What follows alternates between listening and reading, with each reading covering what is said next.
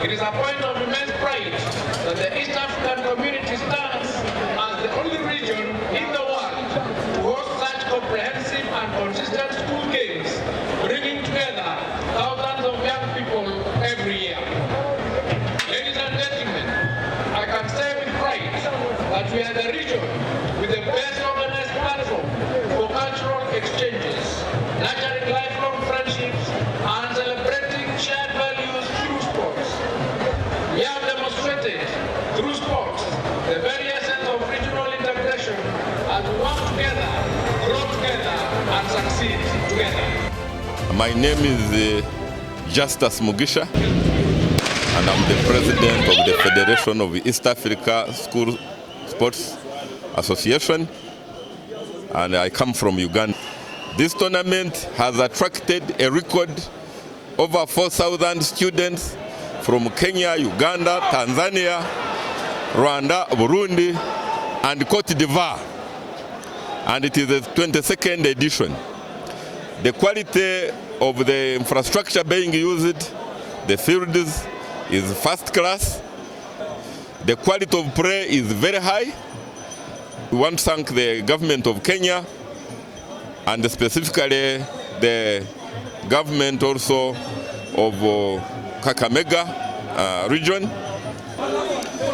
The participation has increased, and for us in schools we believe in what we call mass sport. Because the more the students introduce the sport, the more competition they participate in, then the more likely that they are going to become very good, and then the more likely that the national teams will definitely pick them. A right of every student in our schools in the East African region to get access to competitions.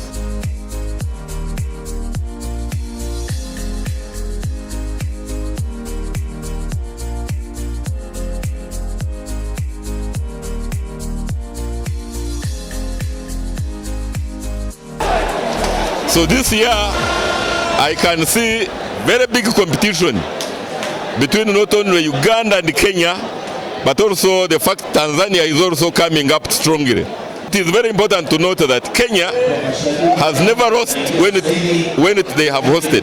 Kenya has hosted this game 5 times, and they have won in all 5 times. Uganda has won the last 4 competitions since 2019. But then they have also never won when Kenya has hosted. That's what makes these competitions very stiff.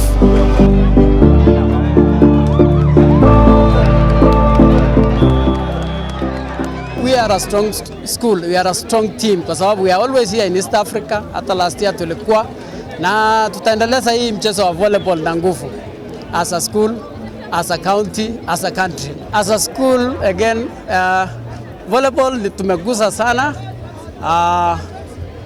Tuko na team ya next year na iko ready kufika East Africa. Sisi hatutaki kukufia huko county ama mahali. We have a team which we are nurturing.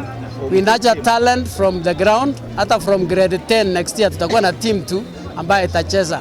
So we always want to promote the talent of those learners. One of our best players and is given a chance to become the MVP of this tournament.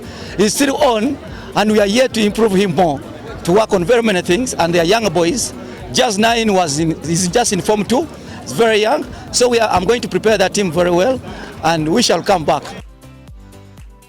These games have a capacity of transforming the region, that is the East African region, into a sports powerhouse.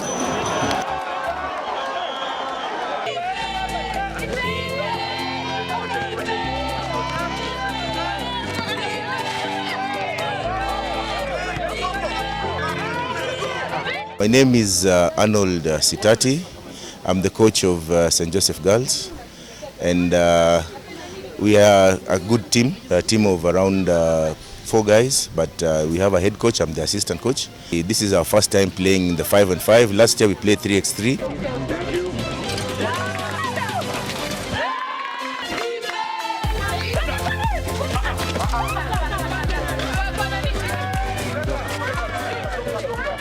If we continue with this sort of arrangement, definitely we shall not only improve in football but also in all the 19 sports.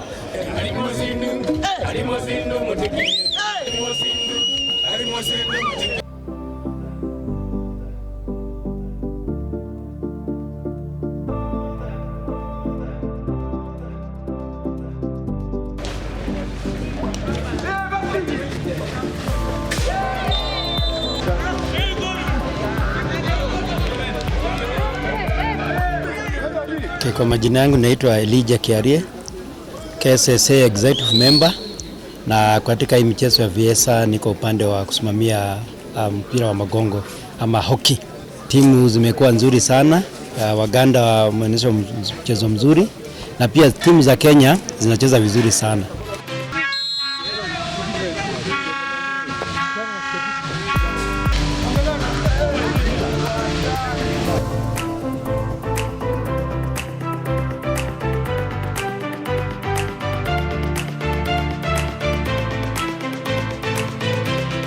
This sport will be among the sports, the new sports that are now entering into the Kenya Secondary School Sports Association.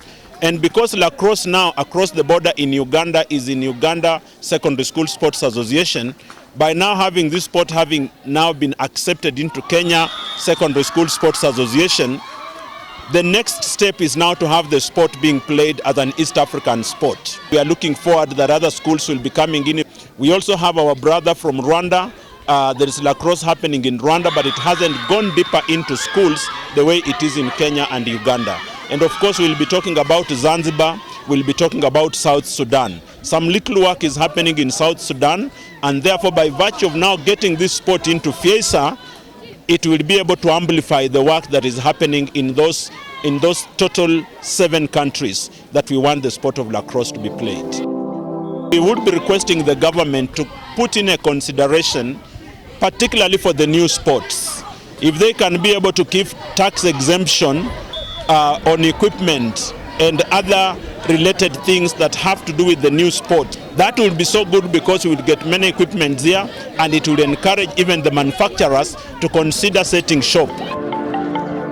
We also want to see how we'll be working to go down to junior school, because that is now where the talent is developed and grown. We have a few academies down in Western Kenya that have been working very hard on those who are in junior school, but we now want to enter into the school system itself. And so that is what we are working on, and we are sure that in the next 5 years, lacrosse is the sport to watch.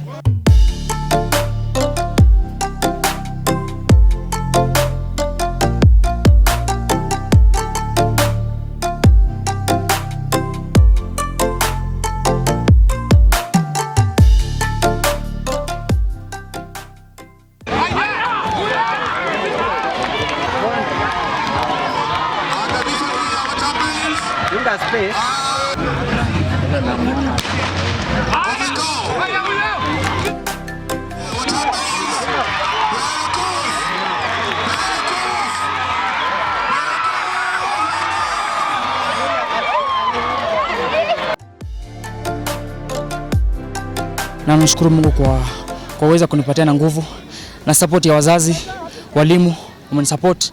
That's why nimeleta medal home. Siwezi kubali iende nyumbani. Nimekuwa nikienda East Africa ni mara yangu ya 3, but that 2 years imepita nyuma, nimekuwa nikichukua silver.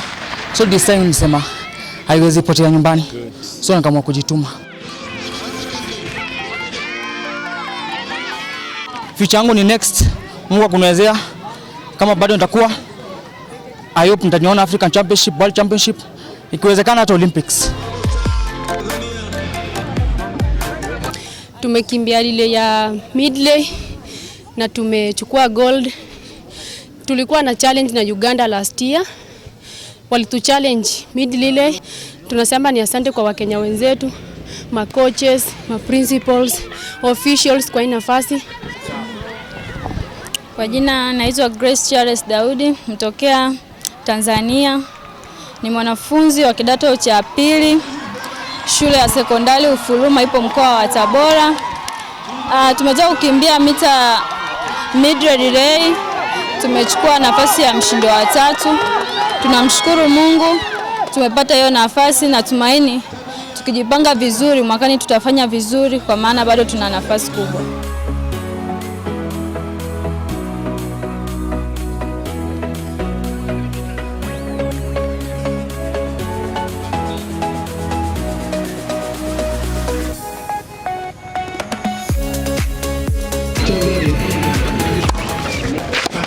So it's a team event and we have 2 teams for Team Kenya.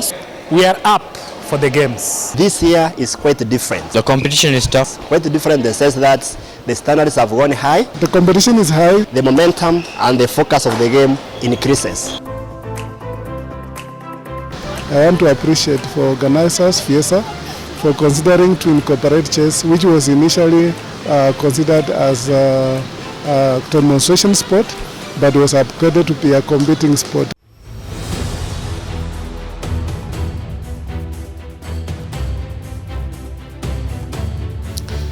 Kenya has a very robust program for developing co-curriculum talent.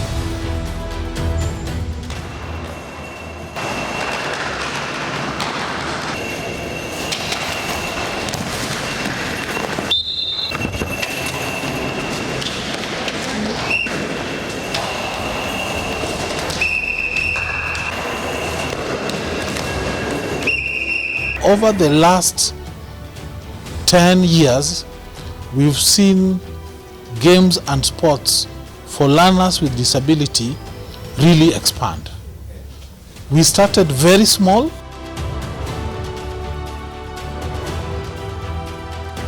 Sisi Goalball Tanzania tunajiandaa kikamilifu throughout the year. I believe when these children have an opportunity to play in such an international tournament, it will inspire them to get more courage and more spirited fight to engage in more activities in sports.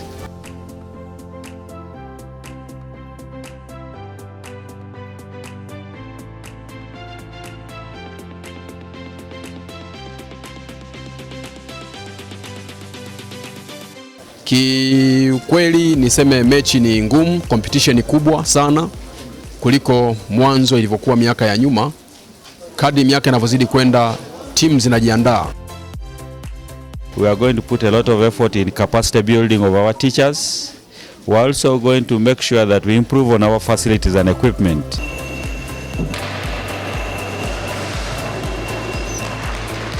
We've been bringing on board more and more learners, and we've been introducing more and more events and activities.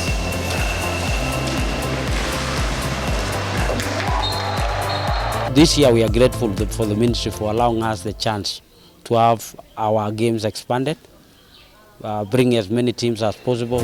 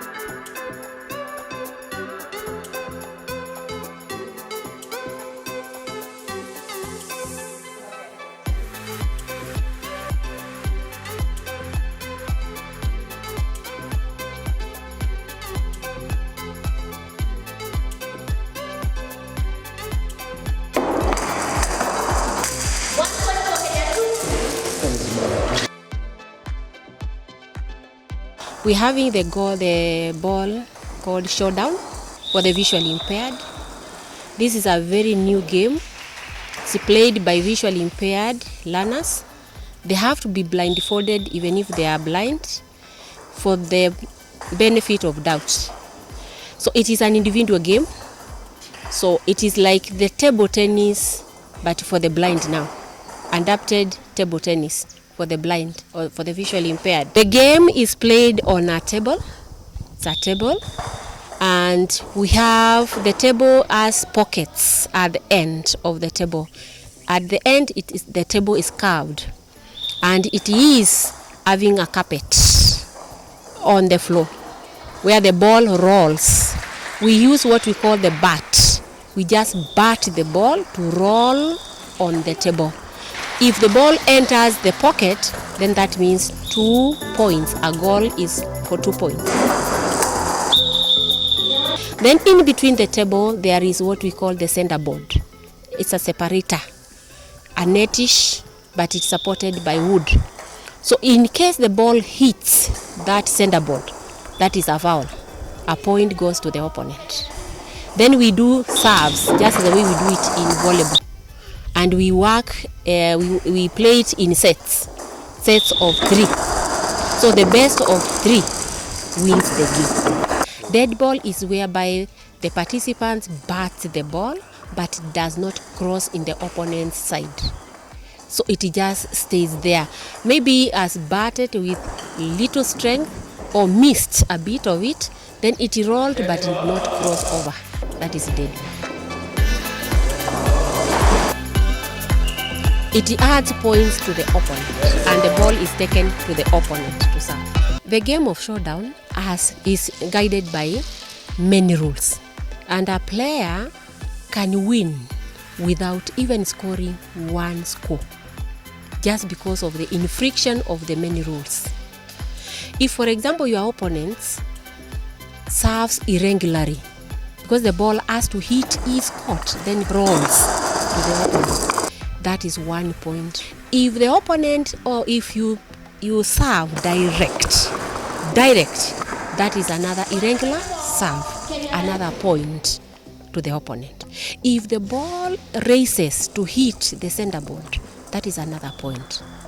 If the ball races and goes over the center board, that is 2 points.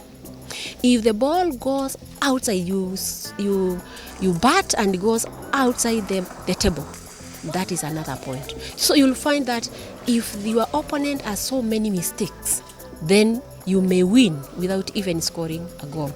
Leaning on the table is not allowed.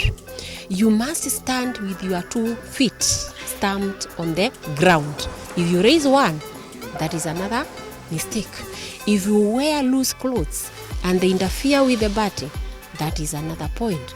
If the ball comes to the contact with your body, with your hand, before the bat, that is another point to your opponent.